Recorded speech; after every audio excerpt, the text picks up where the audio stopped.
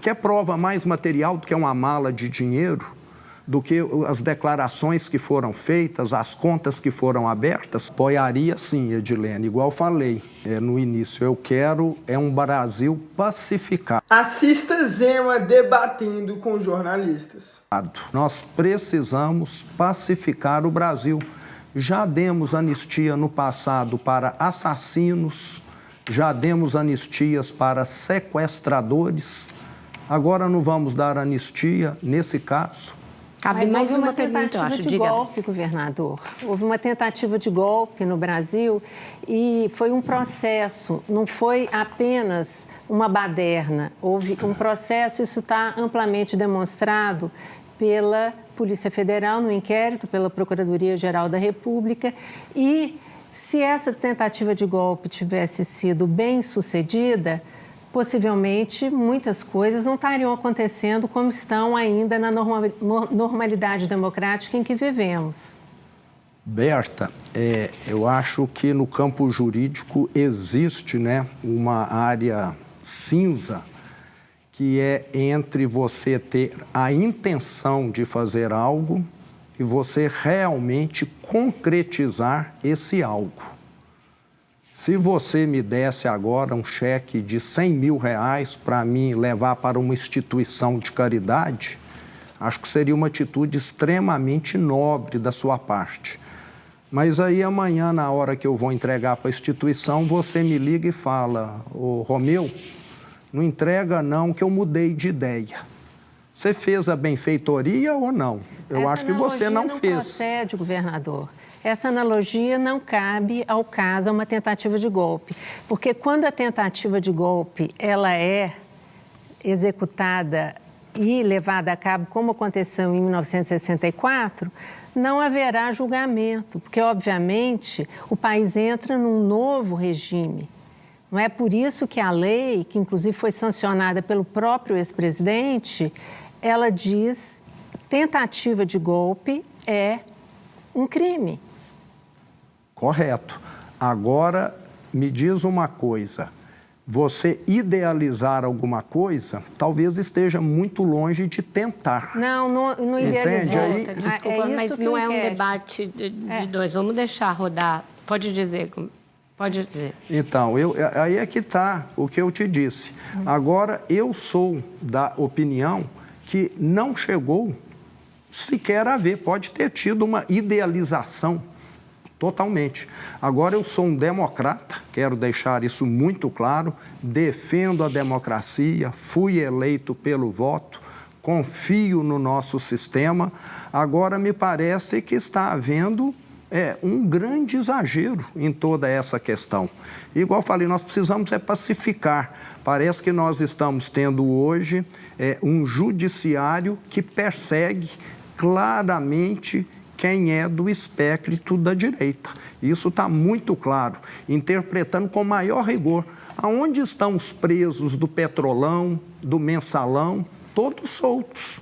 Olha a cara da jornalista pro Romeu Zema. Engoliu, destruiu, rebateu todos os argumentos. Por quê? Porque são da esquerda. Quer prova mais material do que uma mala de dinheiro? Do que as declarações que foram feitas, as contas que foram abertas, todo mundo solto. Por quê? Porque são da esquerda. Então, me parece que há aí 2 pesos e 2 medidas. Se temos de prender alguém aqui, vamos levar todos para a prisão também. Governador, o senhor tem defendido que o Brasil saia do BRICS, mas esse bloco, na sua configuração ampliada, responde por 36% do PIB mundial, engloba 45% da população mundial, responde por 20% do comércio global, com importância, inclusive, para as exportações de vários estados, inclusive de Minas Gerais. Pergunto, seria estratégico para o Brasil abrir mão dessa aliança, ainda mais no momento em que os Estados Unidos pressionam países e blocos inteiros a aceitar termos de negociações bastante desvantajosos, impostos unilateralmente? Sim. Faz pouco sentido para o Brasil ficar nos BRICS. Primeiro, eu quero dizer o seguinte: o Brasil precisa manter todos os seus clientes comerciais. A China é um grande cliente, a Índia, a Rússia, todos os países dos BRICS, esses são os principais, são grandes clientes do Brasil.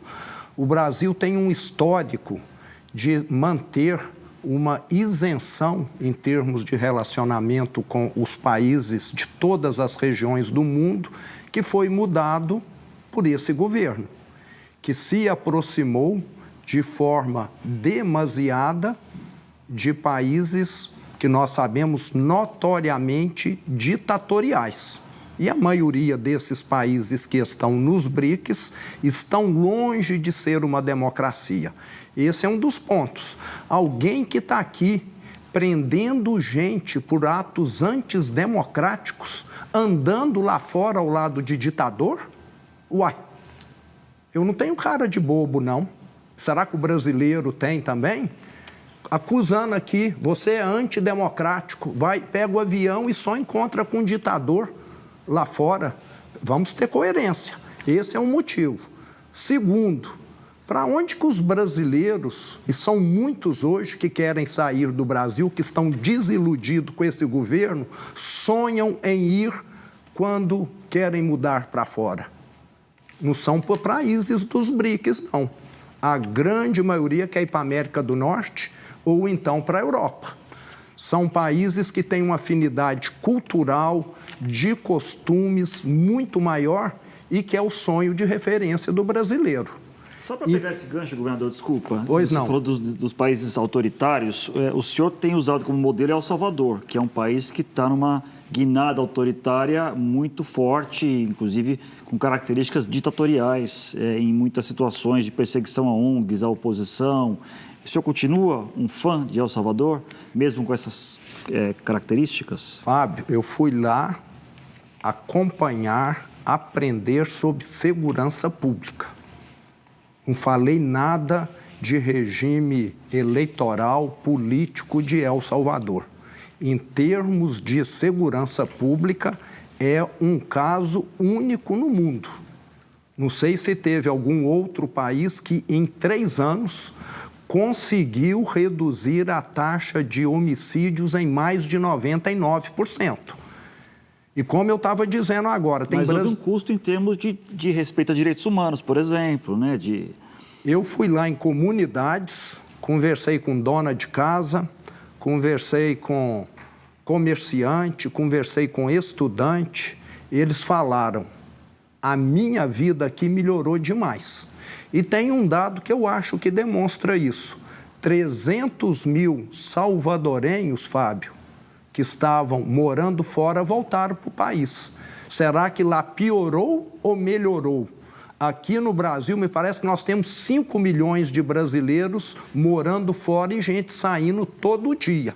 Eu acho que esse termômetro precisa ser considerado. Mas o senhor acha que estar num bloco, por uma questão ali de estratégia, significa endossar politicamente tudo que os países do bloco propugnam? Porque, senão, poucos blocos sobreviveriam, né? O senhor mesmo disse, eu fui lá olhar só a segurança, eu não endossei o resto. O senhor não acha que o BRICS pode ter um papel estratégico sem que se precise endossar o regime desses países? Mas o que o BRICS se transformou? Ele se transformou num bloco que me parece que só existe ou prioritariamente tem como função questionar principalmente América do Norte, dólar, Europa, etc. São países que têm muito pouco a ver com a nossa cultura cristã, com a nossa cultura europeia, diferentemente de Europa e Américas aqui. Isso não significa que nós não devemos manter contato comercial. No passado foi assim, antes dos BRICS, o Brasil se dava bem com o mundo todo e agora ficou claramente com um discurso anti-americano. Isso está claríssimo nos eventos dos BRICS, e isso sempre surge, principalmente liderado pelo nosso presidente. E daí a questão do tarifaço. Governador, você disse que não vai à COP, que é a Conferência das Nações Unidas, da ONU, para Mudanças Climáticas. Eu queria que o senhor falasse um pouquinho disso, mas em relação aos blocos, o senhor já disse que sairia do BRICS se fosse presidente da República. O senhor sairia também de outros blocos, como, por exemplo, o G20 ou o Mercosul? Não. Acho que aí nós temos questões de afinidade. Precisamos melhorar, Edilene. O Mercosul está praticamente inoperante. Nós temos importantíssimos parceiros comerciais aqui no Cone Sul, com quem nós poderíamos estar tendo um relacionamento comercial muito maior, uma abertura de fronteiras, como a Europa avançou muito, e pouco foi feito. Isso faz sentido.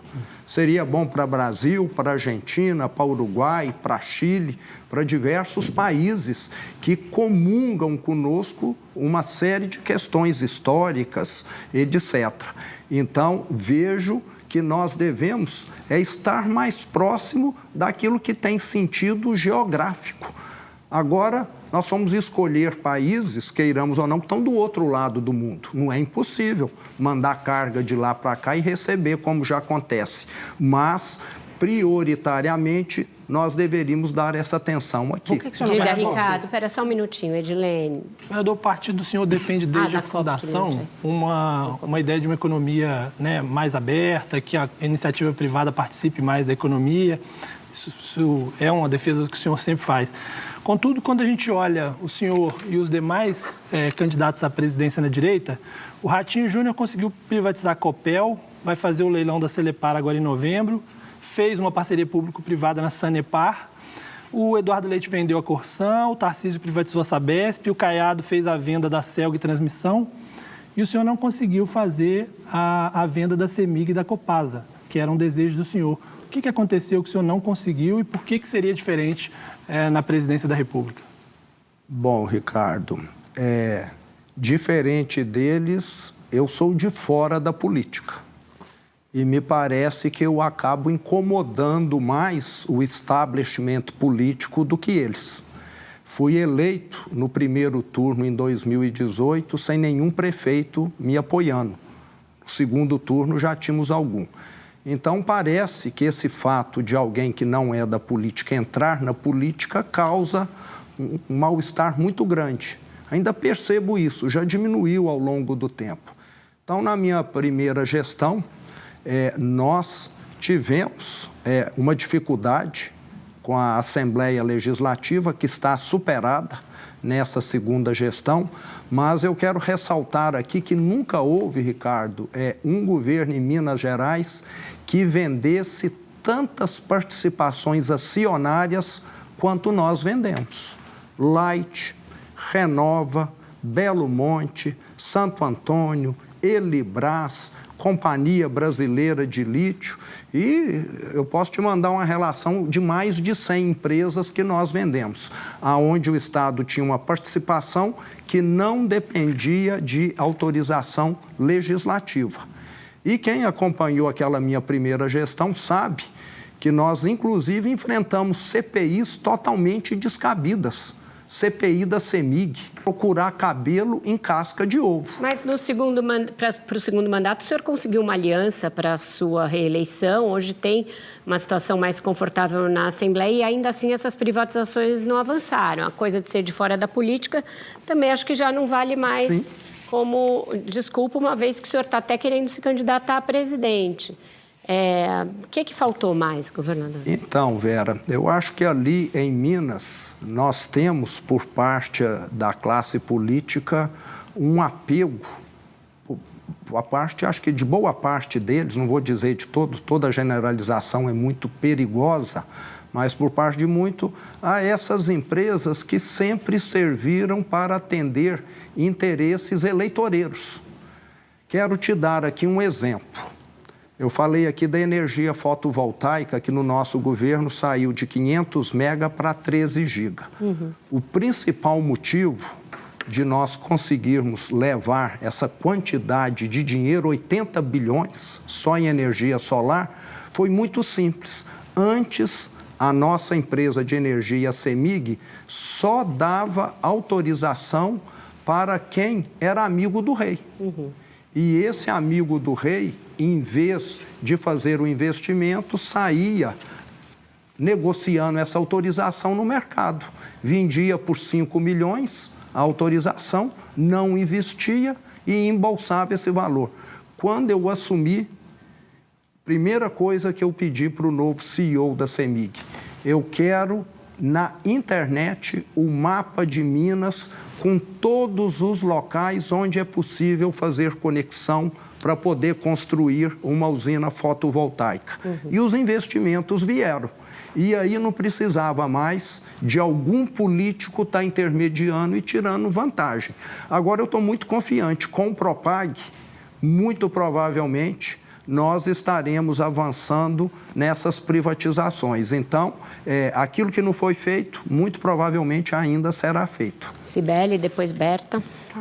Governador, o senhor afirmou recentemente que, caso o governo federal não tenha interesse em federalizar a CEMIG, que o senhor pode levar a CEMIG a leilão para pagar uma parte da dívida, né? Abater um pedaço da dívida aí para caber dentro do Propag. E aí eu queria saber, o senhor já está contando com a possibilidade da Assembleia não aprovar a legislação que seria necessária para transformar a CEMIG numa corporation e ir direto para o leilão? Cibele, a CEMIG, qualquer que seja o caminho, ou a federalização ou o leilão, ela precisa previamente ser transformada numa corporation. Porque senão qualquer um que vier adquirir as ações que o Estado tem poderia ser penalizado pelo mecanismo de tag-alone. Então, a corporation é um passo que vai ser dado antes de qualquer outro. Não há como ser diferente. E ele sendo dado, não significa que vai se federalizar ou vender. O Estado pode continuar tendo os 17% da empresa, recebendo os dividendos de uma empresa que vai estar muito mais bem gerida, porque a governança muda. Você não precisa mais se submeter à lei de licitação, que é uma algema na mão do gestor. O que as concorrentes da CEMIG compram hoje, decidem hoje comprar, a CEMIG leva no mínimo 90 dias para poder comprar, devido todo o processo burocrático que é exigido. Então, as coisas vão caminhar nesse sentido. Se ela se transformar numa corporation, sem o Estado vender nada, o mineiro já está ganhando muito mesmo, porque vai passar a ter, inclusive, Cibele, uma empresa viável. Não sei se você tem acompanhado, existe uma lei que diz as empresas de energia estatais que não forem privatizadas... Olha os desenhinhos que o cartunista vai fazendo. Será que é um cartunista imparcial? ...ou transformadas em corporation, nos próximos 5 anos, vão perder as suas concessões. Eu, inclusive, já pedi para a minha comunicação, eu quero ir na Assembleia, eu quero estar dando um depoimento que, se nós não avançarmos nessa mudança, daqui a 10 anos a CEMIG vai valer algo próximo de zero. Diga, Berta. Eu queria, governador, falar sobre segurança pública.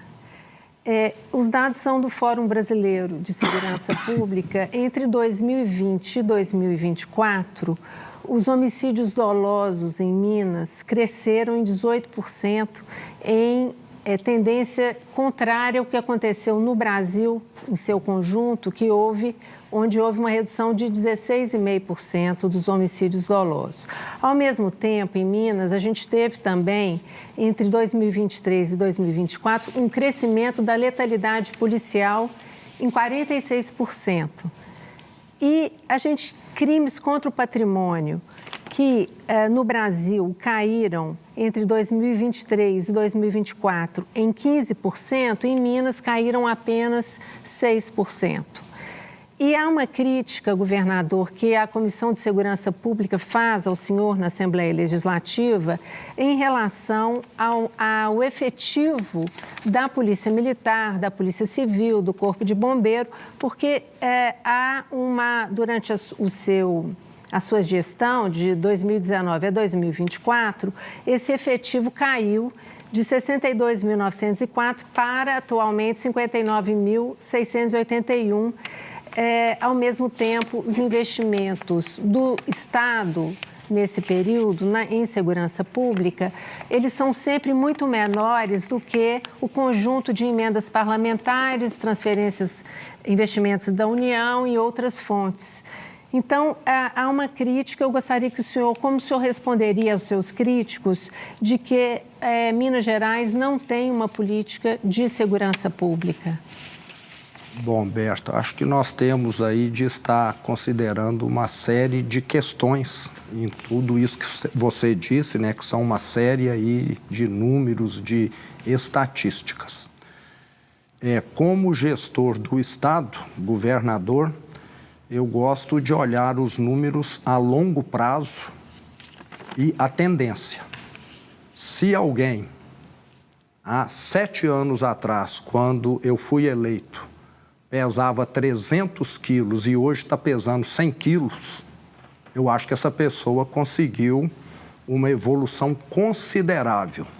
Se nesse percurso, em determinada semana, ele ganhou meio quilo ou 1 quilo, eu acho que não tira o mérito do avanço do feito que ele fez. Então, você sempre pegou períodos em que teve um repique. Isso é normal em toda estatística de quem está emagrecendo, em segurança pública. 2020, 2024, homicídios dolosos, não é? É um período... Mas vamos pegar 2018 e 2024, então, que foi quando eu assumi, concorda? E quanto foi? Eu não tenho dado. O senhor assumiu em 2019. Janeiro, 1º de janeiro de 2019. Exatamente. E você está pegando um dado específico. Não estou pegando, é porque o Fórum Brasileiro de Segurança Pública, o último dado dele é 2024.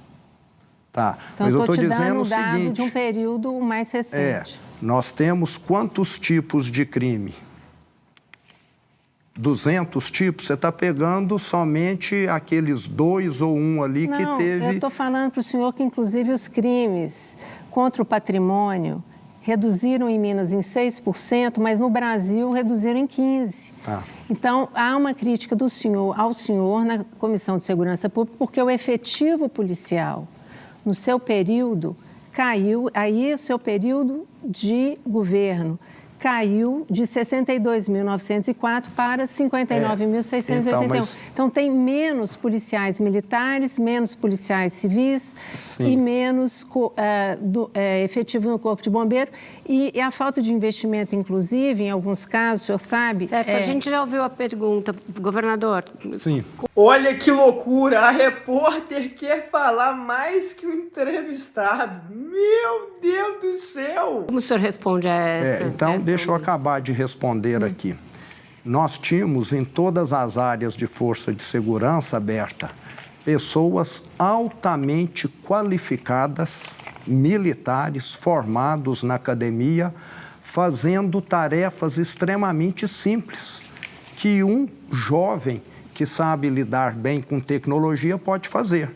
Nós temos hoje centenas, talvez milhares desses jovens trabalhando na área de segurança e eles libertaram esses militares para poder fazer aquele trabalho para o qual eles efetivamente foram treinados. Mas se houve redução, governador, de efetivo, não aumento? Então, aí o que eles estão falando é o seguinte, que reduziu o efetivo de militares, mas o número de pessoas que trabalham nas forças de segurança não teve essa redução, entendeu? Aqui é o efetivo da Polícia Militar, Polícia Civil e Corpo de Bombeiros, e os dados são da Comissão de Segurança Pública da Assembleia. Você está se referindo a militares.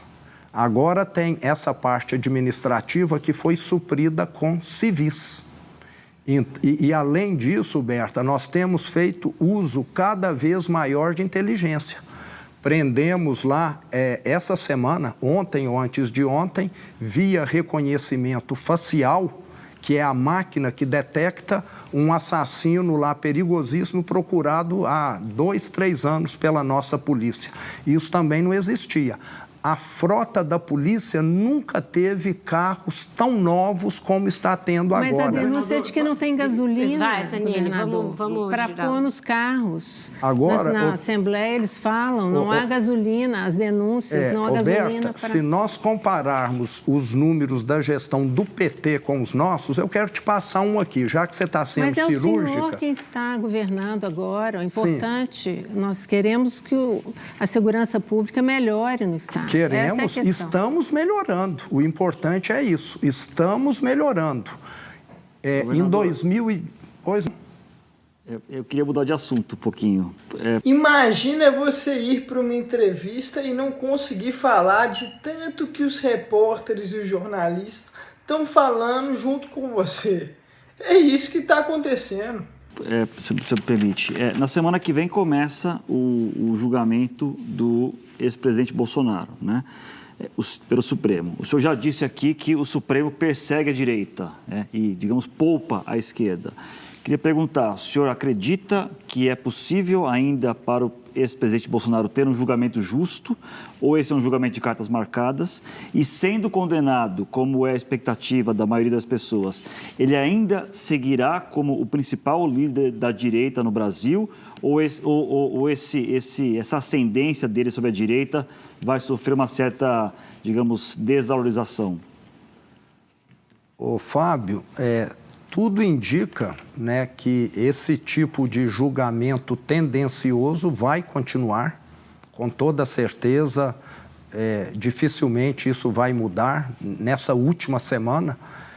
Até agora foi assim, com certeza não vai ser nesses últimos dias que haverá mudança. Cartas marcadas, então, senhor? Sim. E ele realmente é o maior líder da direita. Mesmo preso, vai continuar sendo, o senhor acha? Com toda certeza, sim. Ele é a pessoa que resgatou a direita no Brasil, conseguiu fazer esse movimento crescer e vai continuar sendo líder, sim. Eu interrompi a resposta do senhor antes do senhor responder para a Edilene sobre a COP, a razão do senhor não ir à COP. Sim.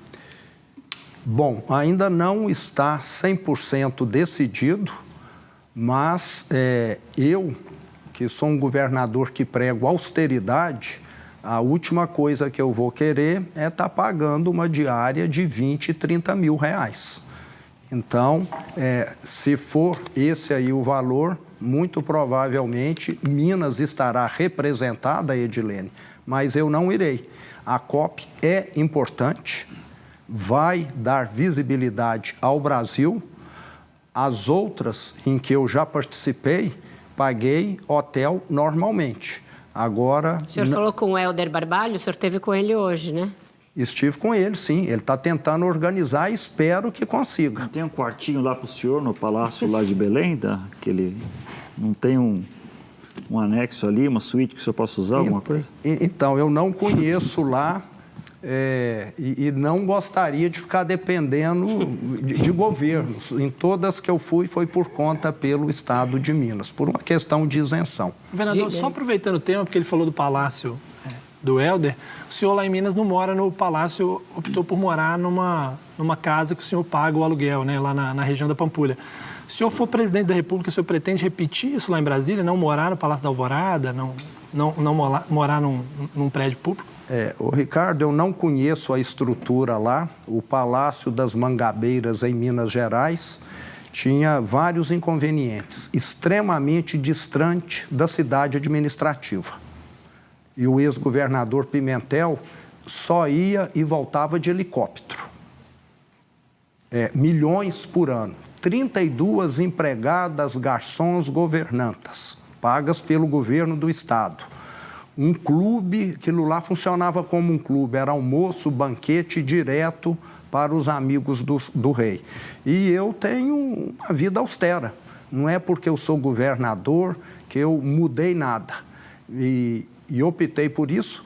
E dependendo do que tiver lá em Brasília de equipamento público, eu estou disposto e até me sentiria muito mais confortável morando num lugar menor, desde que não ficasse vulnerável em termos de segurança ou distante do local de trabalho. Mas se tiver lá alguma estrutura... Agora, uma coisa, Ricardo, te garanto que essa eu já te garanto que eu vou fazer. Tudo que a presidência gastar esse mês, o mês que vem, você vai poder ver o que é. Não vai ter esse negócio de sigilo de 100 anos para poder mostrar aquilo que é gasto. Então, isso eu acho que é respeitar o dinheiro do pagador de impostos, o que esse governo hoje não faz de forma alguma. Falou tudo! Já passou da hora da gente acabar com esse sigilo de 100 anos. Com isso, então, a gente vai para mais um rápido intervalo e volta já já com o Roda Viva com o governador Romeu Zema.